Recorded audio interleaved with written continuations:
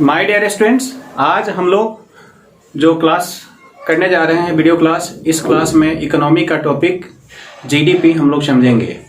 ये जीडीपी क्या होती है इस चीज़ को समझेंगे। फिर इसी टॉपिक में हम लोग ये भी समझेंगे कि भारत सरकार कहती है कि हमेशा जो है हमारा ग्रोथ रेट, हमारे देश का विकास दर इतना हो गया। ये ग्रोथ रेट क्या होता है, विकास दर क्या होता है, ये भी चीज़ हम लोग ये भी टर्म इसी टॉपिक में समझेंगे। अब जीडीपी जो हम लोग शुरू करने जा रहे हैं, जीडीपी और ग्रोथ रेट की बात जो शुरू करने जा रहे हैं, इसको स्टेप बाय स्टेप समझेंगे। आपके जितने भी प्रश्न इससे पूछे जाते हैं वो सभी प्रश्न इसी एक टॉपिक में समाहित हम लोग कर लेंगे। तो शुरू करते हैं हम लोग। सबसे पहले जीडीपी की प्रक्रिया। जीडीपी क्या है, व्हाट इज जीडीपी? सबसे पहले प्रश्न उठता है कि जीडीपी होता क्या है। जीडीपी में आपके पास टर्म आता है, पहला ग्रॉस, दूसरा आता है डोमेस्टिक और तीसरा होता है प्रोडक्ट। तो इसमें हम लोग ग्रॉस, डोमेस्टिक और प्रोडक्ट तीनों चीजों को पहले डिस्कस करते हैं। प्रोडक्ट क्या होता है, प्रोडक्ट के अंतर्गत क्या क्या हम लोग लेंगे। अब प्रोडक्ट जो होता है उस प्रोडक्ट के अंतर्गत वस्तु आती है और सेवा आती है। जो हम लोगों ने एक मैप बनाया है, भारत का मैप बनाया है, तो पहले भारत के पैटर्न पे हम लोग जीडीपी को समझने की कोशिश कर रहे हैं।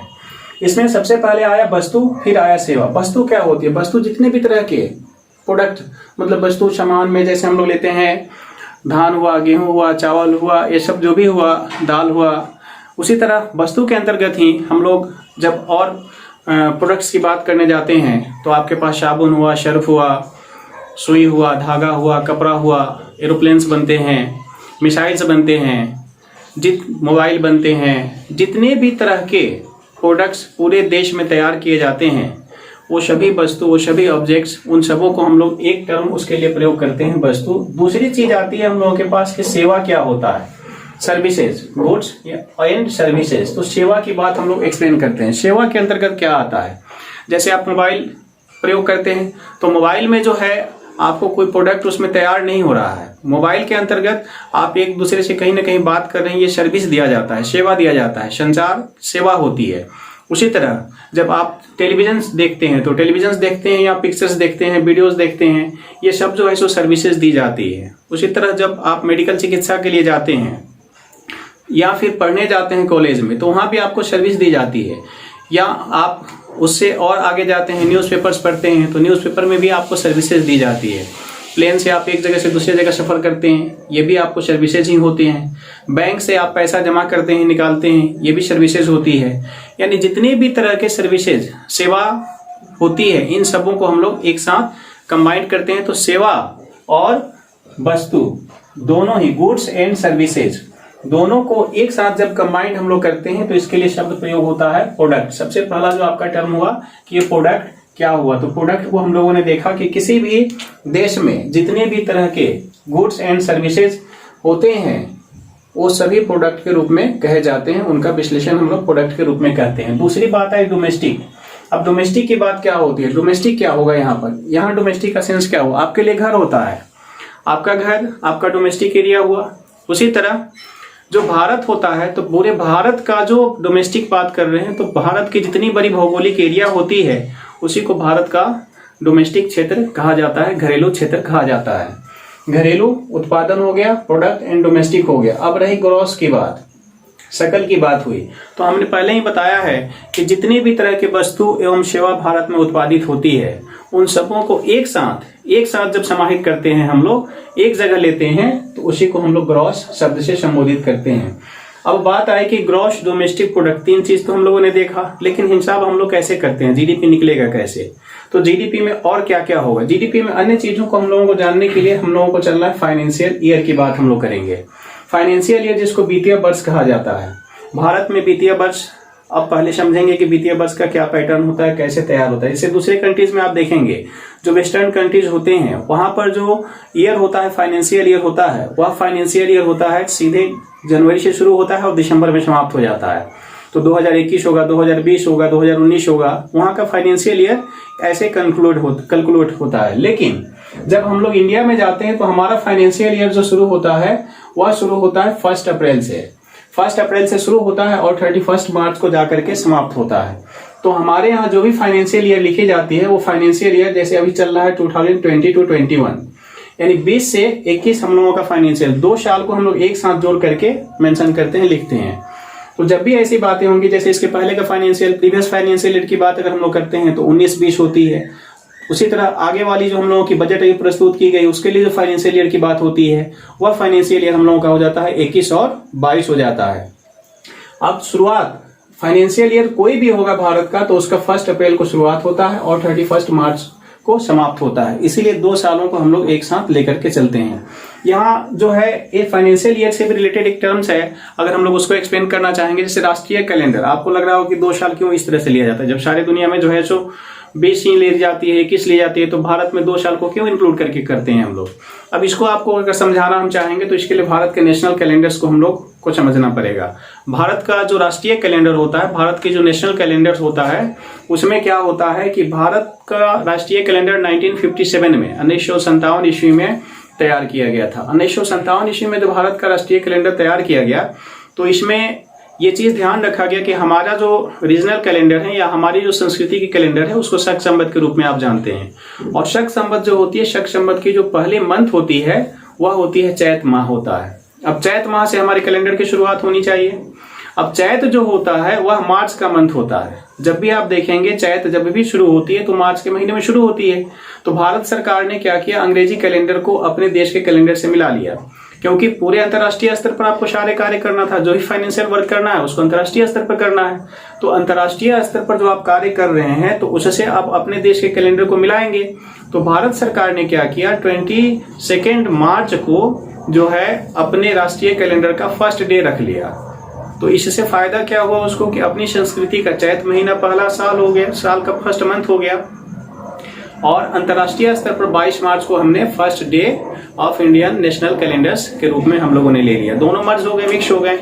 इसी कारण से जो हम लोगों का ये कैलेंडर शुरू होता है, आप देखते हैं इनकम टैक्स भरने की प्रक्रिया जो होती है उसके लिए मार्च लास्ट डेट होता है कि ईयर का फाइनेंशियल ईयर समाप्त हो रही है, मार्च में आप भर दें। सीबीएसई बोर्ड्स के जो भी एग्जाम्स वगैरह होते हैं तो उसमें भी आप देखते होंगे कि वो सारे चीज जो है मार्च में समाप्त कर दिए जाते हैं। 22 मार्च तक उसका एक लास्ट डेट होता है, उसको एक ग्रेस के साथ 31 मार्च दी जाती है। और नई शुरुआत जो हम लोग करते हैं वो 1 अप्रैल से शुरू करते हैं। यही कारण होता है कि हमारा फाइनेंशियल ईयर जो शुरू होता है वो 1 अप्रैल से शुरू होता है और 31 मार्च को समाप्त होता है। इसी कारण हम लोग 2 वर्ष को एक साथ इंक्लूड करके चलते हैं। ये था हम लोगों को जीडीपी जानने के लिए सबसे पहला टर्म फाइनेंशियल ईयर को समझना हम लोगों को था। दूसरा टर्म हम लोगों के पास आता है कि ज्योग्राफिकल एरियाज। अब भौगोलिक क्षेत्र की बात हम लोग कर रहे हैं। जो भी जस्ट हमने बताया डोमेस्टिक की बात हुई तो आपका घर का जितना क्षेत्र होता है आपका डोमेस्टिक एरिया हो गया। उसी तरह भारत का डोमेस्टिक एरिया जो है ये भारत की जितनी बड़ी सीमा होती है, ये पूरी सीमा हमारी भारत की जो है ये भारत का डोमेस्टिक एरियाज होता है। The geographical areas of any countries, किसी देश के लिए जब हम लेना चाहते हैं तो geographical area of any country that is the domestic areas, वही उसका उस देश का डोमेस्टिक क्षेत्र होता है। तो यहाँ भारत के डोमेस्टिक एरियाज को हम लोगों ने समझा, ज्योग्राफिकल एरिया या डोमेस्टिक एरिया को हम लोगों ने समझा, फाइनेंशियल ईयर, डोमेस्टिक एरियाज। अब तीसरी चीज हम लोगों को हुआ एक मॉनेटरी वैल्यू हम लोगों को जानना जरूरी होता है, क्योंकि जितनी भी तरह के कमोडिटीज हमारे यहाँ उत्पादित होते हैं या वस्तु हो या सर्विसेज हो, सभी अलग अलग चीज होते हैं। अब हम लोग सुई की बात करेंगे, मोबाइल की बात करेंगे, पेन की बात करेंगे, लैपटॉप की बात करते हैं, ये सारे चीज अलग अलग प्रोडक्ट्स होते हैं। सबको हम लोग कैसे उसका कैलकुलेशन करेंगे। मान लीजिए कि भारत में 10 लाख टन गेहूं का उत्पादन होता है, तो अब 10 लाख टन गेहूं का हम लोग कैलकुलेशन कैसे करेंगे, यहाँ प्रश्न आता है। तो अब उसके लिए गेहूं अलग प्रोडक्ट है। मान लीजिए कि 50,000 बाइक्स तैयार किए गए या 50,000 मारुति कार तैयार किए गए, तो कार तो अलग हो गई, अलग कमोडिटीज हो गई। फिर उसका वैल्यू हम लोग कैसे निकालेंगे, क्योंकि बात हम लोगों को ग्रॉस की हो रही है। तो ग्रॉस का वैल्यू निकालने के लिए सारे अलग अलग प्रोडक्ट्स को कैसे निकालेंगे। यहाँ पर एक चीज समझना जरूरी है कि जितने भी प्रोडक्ट्स होते हैं सब प्रोडक्ट्स अलग अलग हैं, लेकिन उनको हम लोगों को कन्वर्ट करने के लिए एक चीज हम लोगों के पास अवेलेबल होता है जिसको हम लोग करेंसी कहते हैं। इन सबों को हम लोग करेंसी में कन्वर्ट कर लेते हैं तो सारे इक्वल हो जाते हैं, सबका वैल्यू सेम हो जाता है, सब एक तरह के प्रोडक्ट बन जाते हैं। अब हम लोग मारुति का कीमत ले लिए कि मारुति का कीमत क्या हुआ, और वह प्राइस हम लोगों ने अगर 50,000 पीस मारुति कार बनाई गई तो 50,000 पीस मारुति कार को हम लोगों ने जो उसका प्राइस हुआ उससे मल्टीप्लाई कर दिया। तो हमको पता लगा कि 50,000 पीस हमारे पास जो मारुति कार बनी उसका कीमत इतना हुआ। 10 लाख टन हम लोगों ने गेहूं की बात की है, तो 10 लाख टन गेहूं में अब हम लोग प्राइस उसका मल्टीप्लाई करेंगे कि इतने गेहूं का प्राइस ऐसे चल रहा है तो उसमें 10 लाख टन गेहूं का प्राइस कितना हुआ। ऐसे ही सारे कमोडिटी, सारे सर्विसेज जो भी हैं उन सबों का हिसाब किताब जोड़ा जाता है और टोटल वैल्यू जो है वो सब एक जगह हम लोग लाते हैं। तो वो कन्वर्ट करने की प्रक्रिया यानी उनका जो है मौद्रिक मूल्य कहलाता है। यानी ये जो वैल्यू होता है वही वैल्यू जो हम लोग करेंसी में कन्वर्ट करते हैं किसी वस्तु का, उसी को हम लोग कहते हैं मॉनेटरी वैल्यू या मौद्रिक मूल्य उसको कहा जाता है। अब ये तीसरी चीज हमारी हो गई मॉनेटरी वैल्यू। ये 3 चीज जो हम लोगों ने देखा। अब इन तीनों चीजों से हम लोग क्या करते हैं, ग्रॉस डोमेस्टिक प्रोडक्ट जीडीपी को पहले समझते हैं। जीडीपी होगा क्या, आप कैसे इसको हम लोग डिफाइन करेंगे। तो जीडीपी का डिफिनीशन जो होता है वो आता है, उसके लिए शब्द प्रयोग किया जाता है कि किसी भी देश के भौगोलिक क्षेत्र में, किसी भी देश के भौगोलिक क्षेत्र में या डोमेस्टिक क्षेत्र एरियाज में एक साल में, अब एक साल यहाँ पर हम लोग सिर्फ साल नहीं कहेंगे, फाइनेंशियल ईयर इसके लिए हम लोग शब्द प्रयोग करेंगे। किसी भी देश के भौगोलिक क्षेत्र में, टोटल भौगोलिक क्षेत्र में, कुल भौगोलिक क्षेत्र में एक फाइनेंशियल ईयर में जितने भी प्रकार के वस्तु एवं सेवाओं का, गुड्स एंड सर्विसेज का उत्पादन किया जाता है उनका मौद्रिक मूल्य निकाल कर, जो कैलकुलेट कर वैल्यू निकाला जाता है, वही वैल्यू उस देश का जीडीपी कहलाता है। अब यहाँ बात जो जीडीपी की आई तो हम लोग इंडिया से लेकर समझ रहे हैं कि भारत का GDP of India for the financial year 2020 to 21, 2021 के लिए भारत का जीडीपी क्या होगा, यहाँ हम लोग इस चीज को समझेंगे। अब ये जो है इसको समझने के लिए हम लोग देखते हैं क्या है। जैसे यहाँ भारत का हम लोगों ने 2 तरह का जीडीपी लिखा है। एक जो लिखा है 134.4 लाख करोड़ रुपया, भारत का जीडीपी 134.40 लाख करोड़ रुपया है 2020-21 के लिए। लेकिन यहाँ हम लोगों ने एक टर्म लिखा है स्थिर मूल्य। दूसरा हम लोग जीडीपी लिख रहे हैं कि भारत का जीडीपी 194.82 लाख करोड़ रुपया हो रहा है। यहाँ हम लोगों ने लिखा है चालू मूल्य। अब एक ही देश में 2 तरह का जीडीपी क्यों हमको दिख रही है। जब जीडीपी टोटल वैल्यू आया तो 134.40 लाख होगा, 134.40 लाख होगा, या फिर 194.8 लाख करोड़ होना चाहिए। लेकिन ये अब हम लोग दोनों वैल्यू क्यों लिए हैं इसको समझते हैं। पहला आता है स्थिर मूल्य और सेकेंड होता है चालू मूल्य। अब यहाँ जा रहे हैं हम लोग कांस्टेंट प्राइस, एक जगह हम लोग देख रहे हैं कांस्टेंट प्राइस स्थिर मूल्य कहते हैं, इसी को बेसिक प्राइस भी कहा जाता है। अब ये बेसिक प्राइस के बाद दूसरी चीज हम लोगों के पास टर्म्स आ रही है यहाँ करंट प्राइस, जिसको हम लोग चालू मूल्य कहते हैं। अब चालू मूल्य या करंट प्राइस क्या होता है, इन दोनों को समझने के लिए और फिर एक यहीं पर हम लोग समझेंगे एक बेस ईयर, आधार वर्ष जिसको कहा जाता है। ये 3 टर्म हम लोगों को यहाँ पर समझना। सबसे पहले करंट प्राइस क्या होता है, चालू मूल्य क्या होता है। तो चालू मूल्य जो होता है, जैसे किसी भी वस्तु को आप जाते हैं जब खरीदने के लिए तो उस वक्त उसका प्राइस अलग हो सकता है। जैसे अभी हम लोग पेट्रोलियम की बात करते हैं तो पेट्रोलियम का अभी प्राइस जो है सो 98 रुपीज अप्रोक्सीमेट चल रहा है।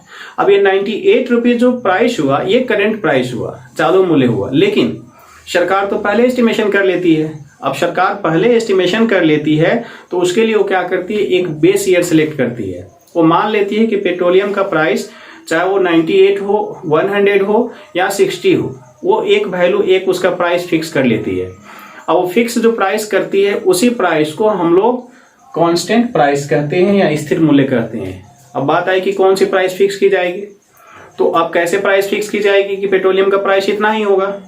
उसके लिए सरकार क्या करती है, एक बेस ईयर सेलेक्ट करती है, आधार वर्ष उसको हम लोग हिंदी में कहते हैं। अब वो बेस ईयर या आधार वर्ष जो सिलेक्ट होती है, जैसे भारत का जो आधार वर्ष है या बेस ईयर है वो 2011-12 है। 2011-12 सिलेक्ट जो किया गया है बेस ईयर, ऐसा क्यों किया गया, इसका क्या कारण है। अब यहाँ हम लोग कारण समझते हैं। 2011-12 जो है एक स्टेबल, एक स्थिर साल था, स्थिर वर्ष था। मतलब इस साल में किसी तरह की जो है इकोनॉमिक चेंजेस बहुत ज्यादा नहीं हुआ था। स्थिर साल का मतलब, स्थिर ईयर जो होता है, कांस्टेंट ईयर्स का मतलब होता है कि वो साल, उस साल में बहुत ज्यादा इकोनॉमिक चेंजेस नहीं हुए हों, इकोनॉमिक प्राइसेस ज्यादा वेरी नहीं किए हों, एक स्टेबल रहा हो, हमेशा जो है कांस्टेंट टाइप से लगभग रहा हो, थोड़ा बहुत वेरिएशन हुआ होगा, इन्फ्लेशन जो है सो वहां पर कम होगी, ये चीज जो होता है। वैसे ही साल को हम लोग बेस ईयर लेते हैं। अब उस बेस ईयर में करते क्या है कि ये जो काम यहाँ पर होता है, जैसे एक डिपार्टमेंट होती है भारत सरकार में, भारत में जो जीडीपी कैलकुलेशन होता है तो भारत में वो डिपार्टमेंट है ministry of statistics and programme implementation. तो भारत में जो टोटल जीडीपी से लेकर के जितना भी आर्थिक इकोनॉमिक सर्वेक्षण होता है उसमें जो सबसे महत्वपूर्ण भूमिका निभाती है वो है ministry of statistics and programme implementation, जो फाइनेंस मिनिस्ट्री के अंतर्गत ये सारे डिपार्टमेंट्स आते हैं। तो उसमें क्या होता है कि वो एक बेस ईयर 2011-12 ली। अब उस बेस ईयर 2011-12 में जितने भी प्राइस है, जितने भी वस्तु हैं या सर्विसेज हैं हमारे देश में प्रयोग में है, उन सबों का प्राइस एक ले लिया कि इस साल प्राइस क्या था, और उसी प्राइस को फिक्स मान लीजिए कि पेट्रोलियम थी तो पेट्रोलियम का प्राइस उन्होंने देखा कि 60 रुपये फिक्स कर लिया, या 70 रुपीज़ हो या 65 रुपीज़ हो, अब वो प्राइस फिक्स हो गया। उसी प्राइस से पेट्रोलियम हमारे देश में जितना भी इस्तेमाल होगा, जितना भी प्रोड्यूस होगा, उन सबों का प्राइस वो 60 रुपीज़ हो तो 60 रुपीज़ से ही प्राइस उसका कैलकुलेट होगा। वो 80 रुपीज़ हो, 90 रुपीज़ हो, 100 रुपीज़ हो, उससे कोई मतलब नहीं है। 40 रुपीज़ हो जाए कोई मतलब नहीं है। प्राइस जो हमारा कैलकुलेशन होगा वो होगा 60 रुपीज़ से, क्योंकि सरकार ने 2011-12 जो बेस लिया है उसमें उसने देखा है कि हमारा प्राइस इतना था, और उसी आधार पर, तो उस आधार पर जो वैल्यू हम लोग लेते हैं, तो उस आधार पर भारत का जो जीडीपी है वो जीडीपी 134.40 लाख करोड़ रुपया है। ये लाख करोड़ का मतलब होता है करोड़ पहले आएगा, यानी 7 टाइम्स जीरो पहले शुरू हो जाएगा, उसके बाद लाख भी यहाँ पर है, तब उस 7 टाइम्स जीरो के बाद जो है फिर 5 टाइम्स यहाँ पर जीरो होगा, तब जो वैल्यू हुआ ये हमारा आया, ये टोटल जीडीपी का वैल्यू हुआ। 134.40 का मतलब हुआ 134 के बाद 5 टाइम्स जीरो और फिर 7 टाइम्स जीरो, ये टोटल मिलाकर के 12 शून्य इस पर डाले जाएंगे। 134 के बाद जो है ये 12 टाइम्स जीरो हम लोग लेंगे, तो ये वैल्यू हमारा होता है जीडीपी, भारत का जीडीपी होता है। अब यहाँ जो हम लोगों ने देखा स्थिर मूल्य पर, अब यही चीज चालू मूल्य पर, चूंकि चालू मूल्य की बात कर रहे हैं तो अभी पेट्रोलियम का प्राइस 98 है, तो 98 के हिसाब से सारे हम लोग कैलकुलेशन करेंगे। ऐसे ही सभी वस्तुओं का प्राइसेस वेरी करते रहते हैं। तो 2020-21 में ये जब चालू मूल्य पर लिया गया तो ये बढ़ गया, और बढ़ करके 194.82 लाख करोड़ रुपीस हो गया आपके टोटल जीडीपी का वैल्यू। तो यहाँ हम लोगों ने देखा स्थिर मूल्य और चालू मूल्य पर भारत का जीडीपी क्या है।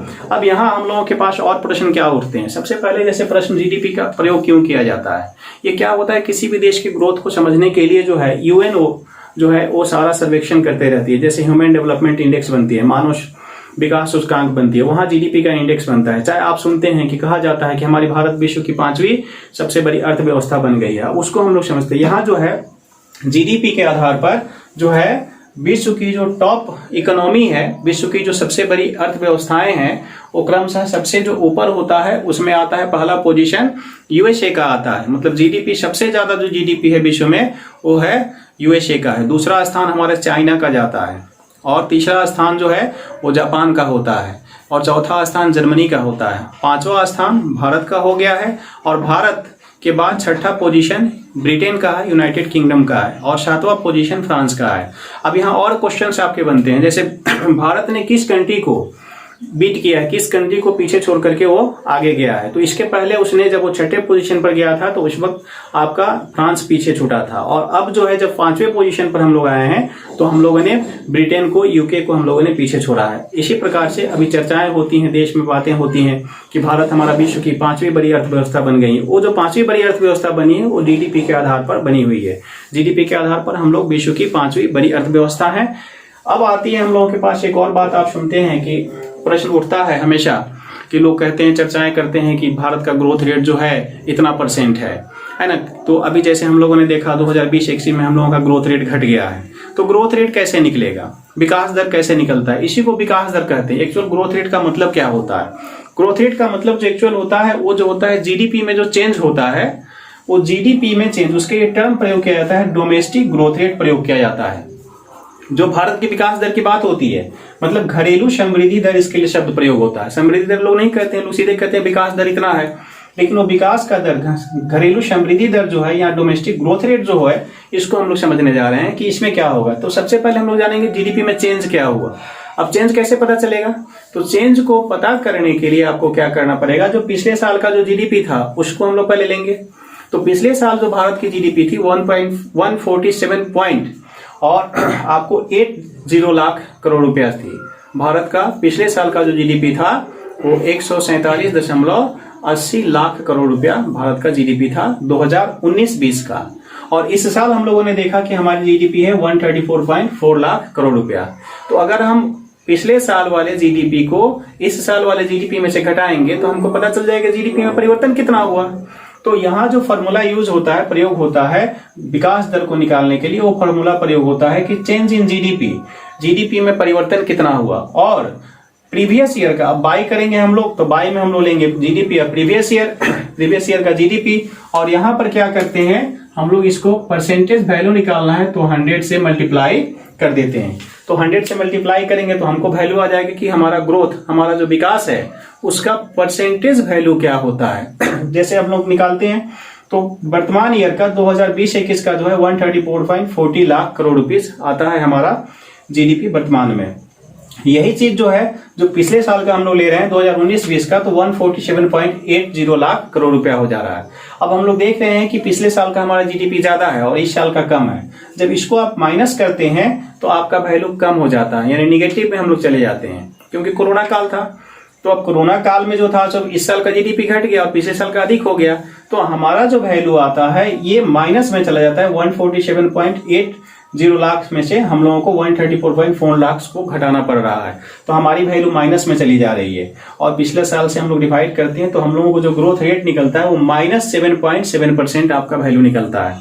जो अभी बातें हो रही हैं कि भारत का जो है सो ग्रोथ रेट, भारत का जो विकास दर है वो घट करके -7.7% हो गया है। ये जो था हम लोगों को ग्रोथ रेट की बात थी, विकास दर की बात थी। ये जो हम लोग दो टॉपिक देखें, उम्मीद करते हैं कि आपको समझ में आई होगी और अच्छी तरह से समझ में आई होगी, और इसी प्रकार से हम लोग फिर आगे के टॉपिक्स को लेकर के आएंगे। तब तक के लिए हम लोग विदा लेते हैं। आपके उज्जवल भविष्य और सुखद जीवन की शुभकामनाओं के साथ हम लोग इस टॉपिक को आज यहीं समाप्त करते हैं।